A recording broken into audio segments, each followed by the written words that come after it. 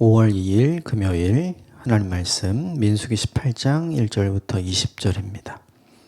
본문이 좀 길지만 그래도 한번 같이 읽겠습니다. 여호와께서 아론에게 이르시되 너와 내 아들들과 내 조상의 가문은 성소에 대한 죄를 함께 담당할 것이요 너와 내 아들들은 너희의 제사장 직분에 대한 죄를 함께 담당할 것이니라. 너는 내 형제 레위 지파 곧 내 조상의 지파를 데려다가 너와 함께 있게 하여 너와 내 아들들의 증거 장막 앞에 있을 때 그들이 너를 돕게 하라. 레위인은 내 직무와 장막의 모든 직무를 지키려니와 성소 모든 기구와 제단에는 가까이 하지 못하리니 두렵건대 그들과 너희가 죽을까 하노라. 레위인은 너와 합동하여 장막의 모든 일과 회막의 직무를 다할 것이요 다른 사람은 너희에게 가까이 하지 못할 것이니라. 이와 같이 너희는 성소의 직무와 제단의 직무를 다하라. 그리하면 여호와의 진노가 다시는 이스라엘 자손에게 미치지 아니하리라. 보라, 내가 이스라엘 자손 중에서 너희의 형제 레위인을 택하여 내게 돌리고 너희에게 선물로 주어 회막의 일을 하게 하였나니 너와 내 아들들은 제단과 휘장 안의 모든 일에 대하여 제사장의 직분을 지켜 섬기라. 내가 제사장 직분을 너희에게 선물로 주었은즉 거기 가까이 하는 외일은 죽임을 당할지니라. 여호와께서 또 아론에게 이르시되 보라, 내가 내 거제물 곧 이스라엘 자손이 거룩하게 한 모든 헌물을 내가 주관하게 하고 내가 기름 부음을 받았으므로 말미암아 그것을 너와 내 아들에게 영구한 몫의 음식으로 주노라. 지속물 중에 불사르지 아니한 것은 내 것이라. 그들이 내게 드리는 모든 헌물의 모든 소제와 속죄제와 속건제물은 다 지극히 거룩한즉 너와 내 아들들에게 돌리리니 지극히 거룩하게 여김으로 먹으라. 이는 내게 성물인즉 남자들이 다 먹을지니라. 내게 돌릴 것은 이것이니 곧 이스라엘 자손이 드리는 거제물과 모든 요제물이라. 내가 그것을 너와 네 자녀에게 영구한 몫의 음식으로 주었은즉 내 집에 정결한 자마다 먹을 것이니라. 그들이 여호와께 드리는 첫 소산 제일 좋은 기름과 제일 좋은 포도주와 곡식을 내게 주었은즉 그들이 여호와께 드리는 그 땅에 처음 익은 모든 열매는 내 것이니 내 집에서 정결한 자마다 먹을 것이라. 이스라엘 중에서 특별히 드린 모든 것은 내 것이 되리라. 여호와께 드리는 모든 생물의 처음 나는 것은 사람이나 짐승이나 다 내 것이로되 처음 태어난 사람은 반드시 대속할 것이요 처음 태어난 부정한 짐승도 대속할 것이며 그 사람을 대속할 때에는 난지 한 달 이후에 내가 정한 대로 성소의 세겔을 따라 은 5세겔로 대속하라. 한 세겔은 20게라이니라. 오직 처음 태어난 소나 처음 태어난 양이나 처음 태어난 염소는 대속하지 말지니 그것들은 거룩한즉 그 피는 제단에 뿌리고 그 기름은 불살라 여호와께 향기로운 화제로 드릴 것이며 그 고기는 내게 돌릴지니 흔든 가슴과 오른쪽 넓적다리 같이 내게 돌릴 것이니라. 이스라엘 자손이 여호와께 거제로 드리는 모든 성물은 내가 영구한 몫의 음식으로 너와 내 자녀에게 주노니 이는 여호와 앞에 너와 내 후손에게 영원한 소금 언약이니라. 여호와께서 또 아론에게 이르시되 너는 이스라엘 자손의 땅에 기업도 없겠고 그들 중에 아무 분깃도 없을 것이나 내가 이스라엘 자손 중에 내 분깃이요 내 기업이니라. 아멘. 이것은 하나님의 말씀입니다. 오늘 본문은 크게는 내용이 두 가지인데 1절부터 7절까지는 그 제사장과 레위인이 각각 어떤 일을 하는가 그리고 그 일을 어떻게 해야 되는가 이 일에 대한 이야기가 나오고요. 그리고 8절부터 20절까지는 이제 제사장들에게 주신 몫이 무엇인가 하나님께서 제사장들과 그의 가족을 어떻게 책임지시는가 이제 그 내용이 나옵니다. 몇 가지 부분만 본문을 좀 정리해서 부분 읽어가면서 같이 좀 보도록 하겠습니다. 먼저 2절 말씀, 4절 말씀 두 절을 같이 읽겠습니다. 2절, 4절입니다. 너는 내 형제 레위 지파 곧 내 조상의 지파를 데려다가 너와 함께 있게 하여 너와 내 아들들의 증거 장막 앞에 있을 때 그들이 너를 돕게 하라. 레위인은 너와 합동하여 장막의 모든 일을 회막의 직무를 다할 것이요 다른 사람은 너에게 가까이 하지 못할 것이니라. 1절부터 7절까지의 내용 중에 가장 핵심적인 내용은 뭐냐 하면 우리가 읽었던 것처럼 제사장은 제사장의 직무를 책임지고 레위인은 레위인의 직무를 책임져라. 근데 이 둘이 어떻게 해야 되냐면 2절에 너와 함께 있게 하여, 여기 함께 있게 하여란 단어와 4절에 너와 합동하여. 우리말 번역은 다르지만 원문은 같은 단어입니다. 그러니까 합동한다는 말이 뭐냐면 함께 있어, 이런 뜻이죠. 그러니까 제사장의 직무와 레위인의 직무를 합해야 하나님께 드리는 예배가 되잖아요. 이것을 너희가 합동해서 함께 하라는 거죠. 함께 어떻게 하냐면 함께 서로의 일을 하는 것이 아니라 함께 각자의 일을 하면 돼요. 제사장은 제사장의 일을 하고 레위인은 레위인의 일을 하면 되는 거죠. 이게 되게 중요한 개념이에요. 그러니까 예배를 위해서 제사장이 더 중요해서 제사장들을 돕기 위해 레위인을 세운 게 아니에요. 제사장과 레위인은 똑같이 각자의 역할을 함으로 하나님을 섬기는 사람으로 부름받은 거죠. 이제 쉽게 오해하는 건 뭐냐면 제사장이 더 위에 있고 레위인이 더 아래에 있는 걸로 생각을 하는 거죠. 직급으로 생각을 하는 거예요. 마치 우리도 이제 교회 안에서 공동체 안에서 보면 이제 목회자의 역할이 있고 장로의 역할이 있고 권사의 역할이 있고 집사의 역할이 있고 성도의 역할이 있잖아요. 근데 이거는 사실은 교회라는 공동체를 섬기는 각자의 고유의 역할들이 있는데 우리는 이걸 어떻게 이야기하냐면 성도 위에 집사가 있고 집사 위에 권사나 장로가 있고 또 장로 위에 목사가 있고 뭐 이렇게 생각을 하는 거죠. 이게 그런 게 아니라는 걸 보여주는 거예요. 근데 결국 하나님을 섬길 때 가장 중요한 것이 무엇이냐면 하나님이 나누어 놓으신 고유의 업무를 각자가 최선을 다해서 자기 일을 하면 되는 거예요. 이게 원칙이라는 거죠. 누가 우위에 있는가? 누가 열등에 있는가? 자리를 전혀 비교할 필요 없고요. 각자의 포지션에서 자기가 해야 할 일을 성실하게 하면 그것이 모아져서 하나님이 받으시는 예배가 되는 거니까 함께 그 일을 하라. 요걸 제일 먼저 놔두신 거예요. 그러면서 사람들이 방금 말씀드린 것처럼 오해할 수 있기 때문에 설명을 하십니다. 6절과 7절 같이 읽읍시다. 시작. 보라, 내가 이스라엘 자손 중에서 너희 형제 레위인을 택하여 내게 돌리고 너희에게 선물로 주어 회막의 일을 하게 하였나니 너와 내 아들들은 제단과 휘장 안의 모든 일에 대하여 제사장의 직분을 지켜 섬기라. 내가 제사장의 직분을 너희에게 선물로 주었은즉 거기 가까이 하는 외인은 죽임을 당할지니라. 이 본문을 오해하면 안 되는 게 뭐냐면 레위인을 제사장들에게 준 선물로 표현을 했죠. 그러니까 마치 제사장이 위에 있고 레위인이 아래에 있는 것처럼 보일 수 있어요. 근데 이게 그런 뜻이 아니에요.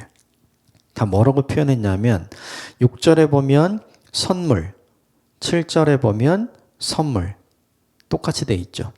레위인을 제사장을 위한 선물로 그리고 제사장의 직분을 제사장을 위한 선물로 준 거죠.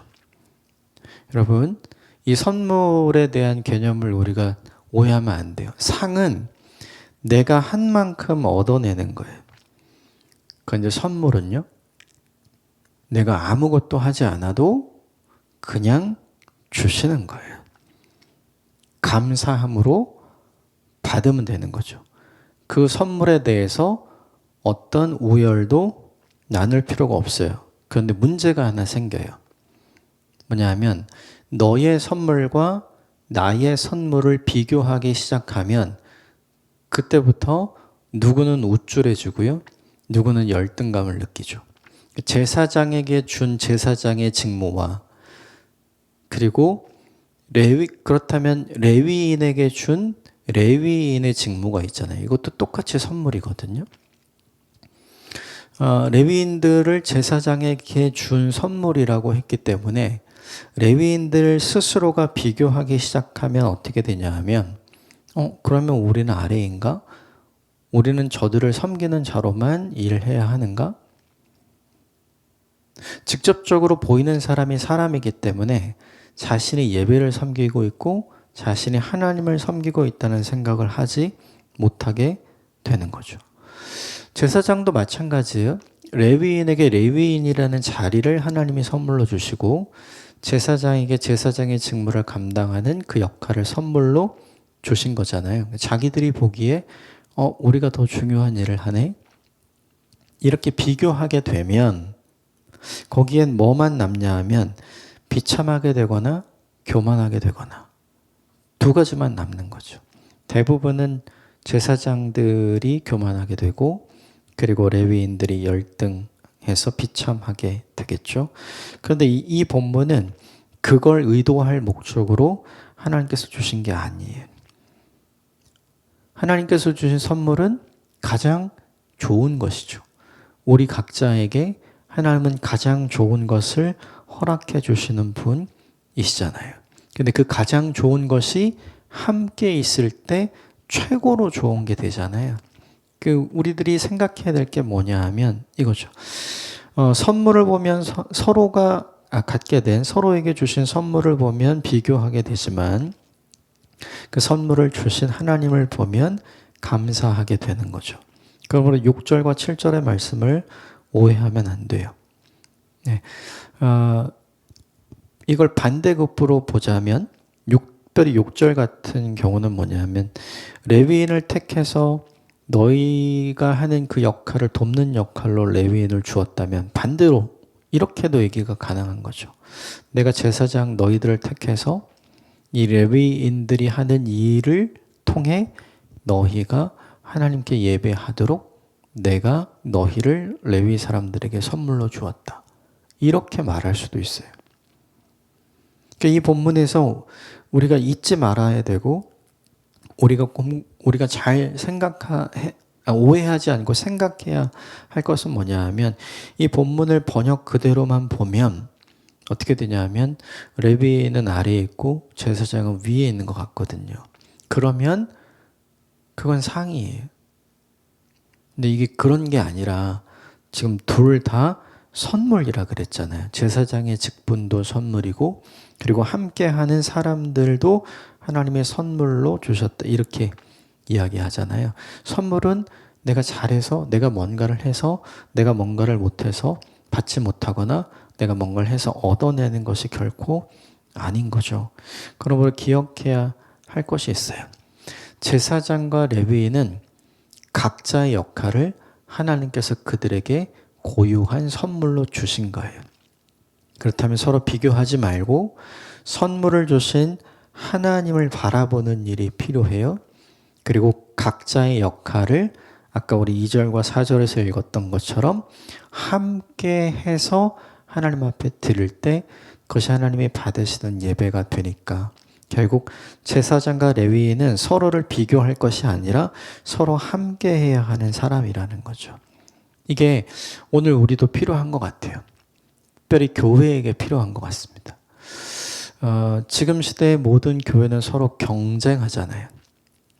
그래서 조금 더 큰 교회는 하나님께로부터 큰 선물을 받았고 조금 작은 교회는 하나님께로부터 큰 선물을 받고 싶은 교회로 아직 그런 선물을 받지 못한 교회로 전락하죠.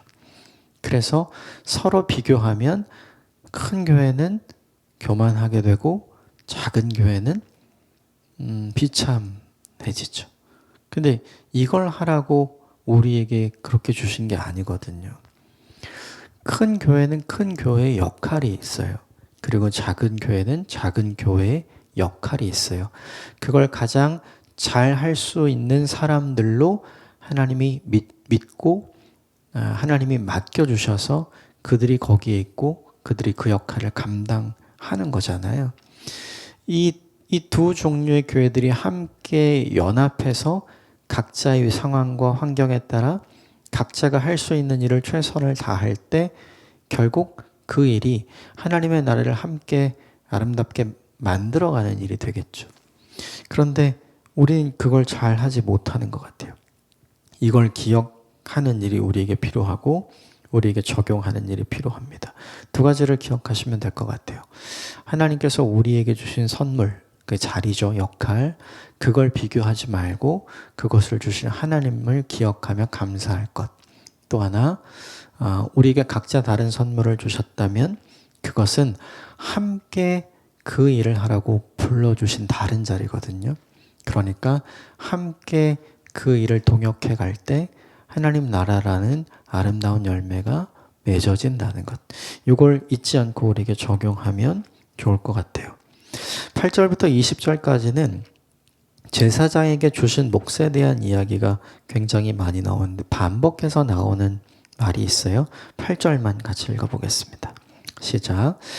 여호와께서 또 아론에게 이르시되 보라 내가 내 거제물 곧 이스라엘 자손이 거룩하게 한 모든 헌물을 내가 주관하게 하고 내가 기름 부음을 받았으므로 말미암아 그것을 너와 내 아들들에게 영구한 몫의 음식으로 주노라. 거기 너와 내 아들들에게 영구한 몫의 음식으로 주노라. 이게 이제 이후의 본문에 계속 반복이 됩니다.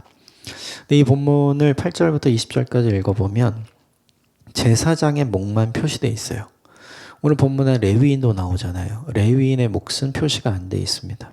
18장 후반부에 이제 나오기는 해요. 하지만 생각을 해보면 이 본문만 보면 하나님이 너무 제사장만 생각해 주시는 거 아닌가? 이런 생각이 들 수 있잖아요. 그런데 우리 하나를 더 생각해야 돼요. 이 본문에 등장하는 제사장의 몫은 다 어떤 것의 일부를 기록했거든요. 좀 생각해야 돼요. 그 일부가 훨씬 많을까요? 아니면 그 일부를 제외한 나머지가 훨씬 많을까요? 나머지가 훨씬 많죠. 그러니까 보자면 제사장의 몫보다는 레위인의 몫이 훨씬 더 많은 거예요.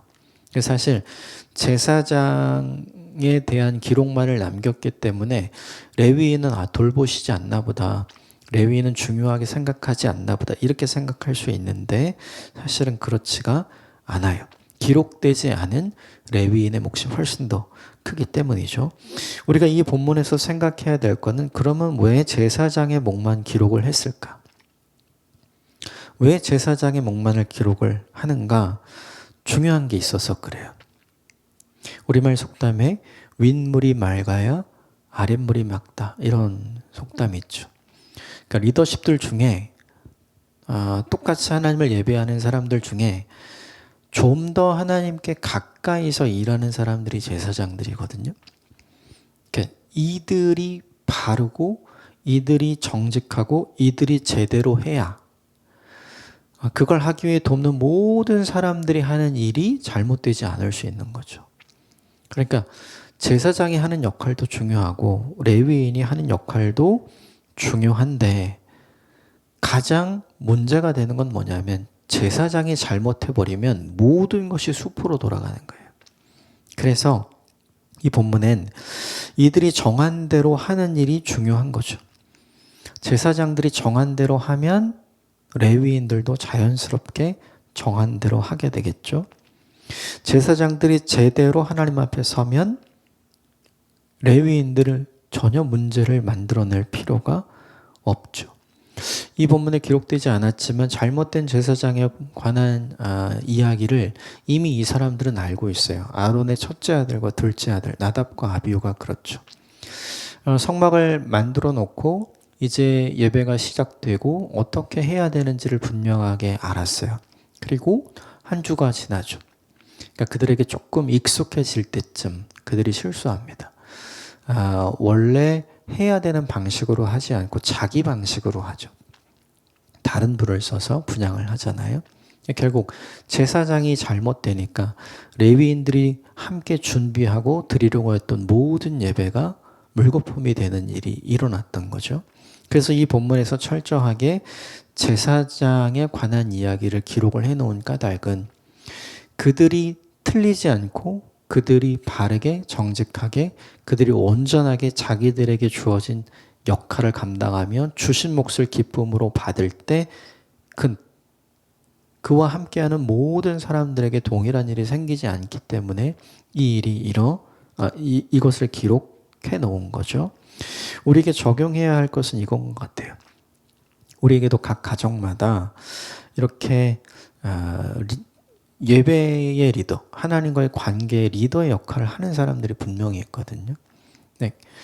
그들이 제대로 자기의 역할을 감당해야 그와 함께 하고 있는 모든 사람들이 하는 일이 어려움이 없죠. 특별히 그 일이 오늘 본문을 묵상하고 있는 우리라면 우리가 곰곰이 생각해 봐야 할 것 같아요. 나는 하나님이 기뻐하시고 하나님이 정하시고 원하시는 대로 구체적으로 살아가고 있는가. 이걸 적용할 필요가 있죠. 그리고 나서 오늘 본문 마지막에 20절 같이 보면 같이 읽읍시다. 시작. 여호와께서 또 아론에게 이르시되 너는 이스라엘 자손의 땅에 기업도 없겠고 그들 중에 아무 분깃도 없을 것이나 내가 이스라엘 자손 중에 내 분깃이요 내 기업이니라. 8절부터 19절까지 네 몫은 이거고 제사장 몫은 이거고 네 아들들은 몫은 이거고 내가 이렇게 책임질 거야. 너에게 가장 좋은 것을 줄 거야. 이렇게 쭉 이야기를 하시죠. 이 이야기를 다 마무리하고 아론이 들었던 느낌은 뭘까를 생각해야 돼요. 그래야 이 20절에 이 말씀을 하신 이유를 알 수 있어요. 아까 말씀드린 것처럼 본문에 기록되진 않았지만 제사장의 몫보다 레위인의 몫이 훨씬 크다고 했잖아요. 그러니까 제사장 아론이 느낄 때는 이럴 수 있는 거죠. 그것뿐인가? 이렇게요. 근데 그때 하나님이 말씀하시는 거예요. 그것뿐이 아니야. 이렇게 얘기하는 거죠. 이 생각에 대해서 내가 너의 분깃이고 내가 너의 기업이야. 내가 너를 책임질 것이고 내가 너와 함께 할 것이야. 사람들이 중요하게 생각하는 건 이건 것 같아요. 보이는 것을 소유하는 거. 그게 굉장히 중요하죠. 근데 이 본문에 하나님께서 아론에게 말씀하신 건 뭐냐면 보이지 않는 나를 소유하는 게 훨씬 더 좋은 거야. 이걸 가르쳐 주시는 거죠. 이게 대제사장과 제사장 가문이 갖고 있어야 하는 다른 사람들과 다른 믿음의 격차에 대한 내용인 것 같아요.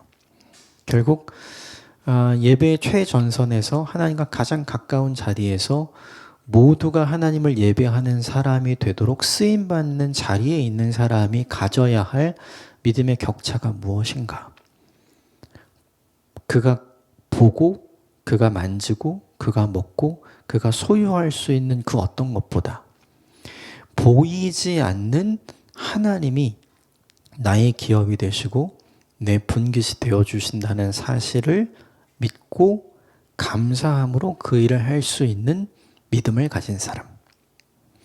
눈에 보이는 것이 중요하지 않고 보이지 않는 하나님이 훨씬 더 중요하다는 것을 그의 믿음으로, 그의 고백으로, 그의 삶으로 보여줄 수 있는 사람.